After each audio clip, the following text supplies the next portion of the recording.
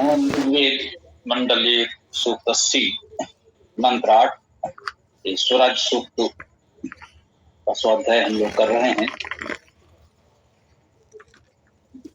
ओम विते वज्रासा अस्थिरं नवतिम नाभ्या अनु महत्ते इंद्र वीर्यम बावो ते बलम हितम अर्चन अनुस्वराज्यम। ओम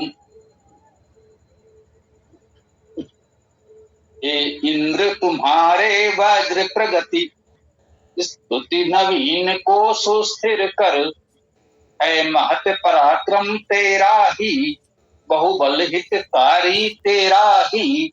हम करें अर्चन अनुकूल स्वराज्य का। विते वज्रासा अस्थिरन भी उपसर्ग है संस्कृत में।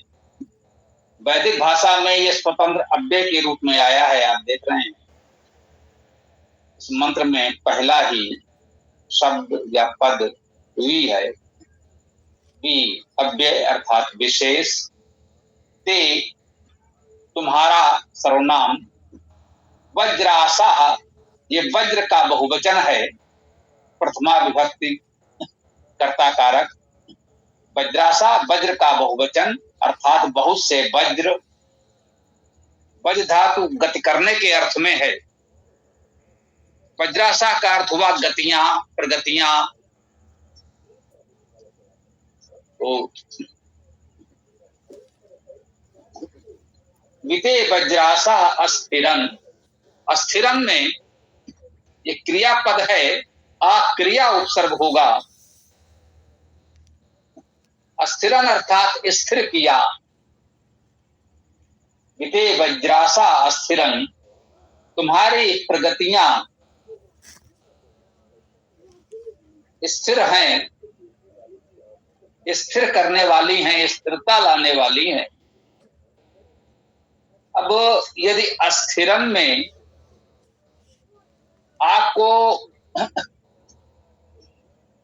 नामिक का उपसर्ग मानेंगे तो आ का अर्थ निषेधात्मक नहीं होता। अस्थिरन का अर्थ अस्थिर हो जाएगा जो स्थिर ना हो। ये क्रियापद है इसलिए इसे हम क्रिया उपसर्ग के रूप में ले रहे हैं। अस्थिरन अर्थात स्थिर किया, स्थिर करते हैं। तुम्हारी प्रगतियां स्थिर करती हैं, स्थिरता देने वाली हैं। नवतिम नाभ्या अनु, नवतिम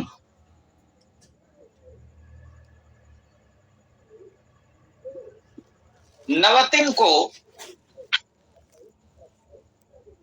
संख्या के रूप में माने तो नवत का अर्थ है 90, 9 0 नवति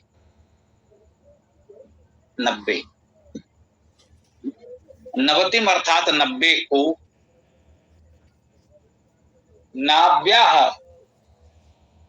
ये नाभ्य का बहुवचन है। नवीन नाव तैरने वाले स्तुतियां ये अर्थ किए गए हैं। नाव नाव्य का बहुवचन नाव्या अर्थात नामे। नव नवीन नूतनता, नवीनताएं। नू धातु का अर्थ स्तुत करना, उससे इसका अर्थ स्तुतियां भी किया गया। इस प्रकार से एक शब्द के अनेक अर्थ हो सकते हैं। जो प्रसंग संदर्भ के अनुसार उस मंत्र में जो बात कही जा रही है उसके अनुकूल जो उचित होगा वो अर्थ हम ग्रहण करते हैं।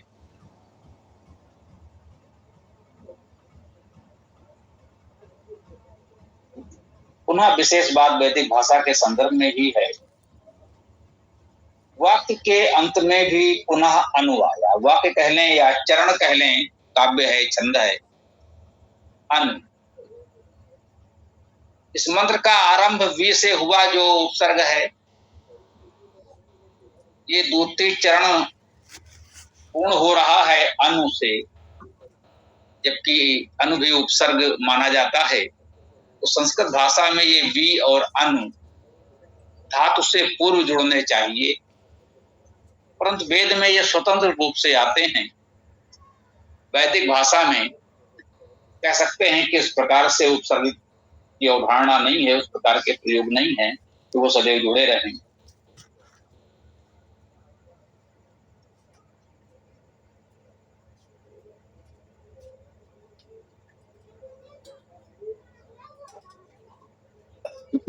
उसका अर्थ हुआ कि ते वज्रासा, तुम्हारे वज्र, नवतिम 90 संख्या अथवा स्तुतियों को, नाव्या नवीन नव करने वाले या स्तुतियां, ये तुम्हारे अनुकूल, तुम्हारी प्रगतियां